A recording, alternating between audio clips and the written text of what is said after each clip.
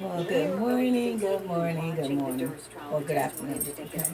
Gina, you always do this when videos start. Why you do that? No, no, no. So we're going to talk about making a swimsuit. And we have these easy pieces that we're going to use. So when you make the top of the swimsuit, it is literally in a triangle. You see that? The bigger the boobs, you make the triangle big. And spandex going right to left, up and down. This is a lacquer fabric. So it's simple. Triangle, you put the piece through there. And when we're doing it, you guys see I got this triangle. It's not completed. You're going to take this triangle, okay? And you're going to put this in. And I don't think I got my pins.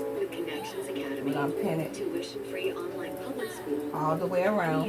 Let me get my pins. Gino, you better stop. I'm not picking you up. Connections Academy. We change minds.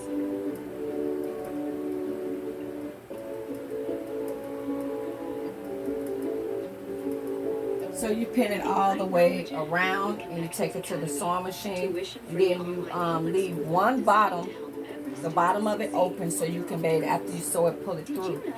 And then you take a pair of panties that you own, guys. Cut the sides, and this is how you're going to get this part. But if you guys can see, I got the shingles on my swimsuit so that I can be able to cover up my buttocks because I don't like the black part on my buttocks. So you can find this fringe fabric online on eBay. Put in the color you want and the amount of inches you want. And you put the two ties for the side.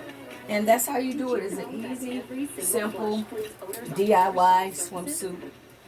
But remember, if you got bigger boobs, cut the triangle big. I should have cut my triangle a lot much bigger than I did. So, you guys have an awesome day. Happy sewing. Toodles.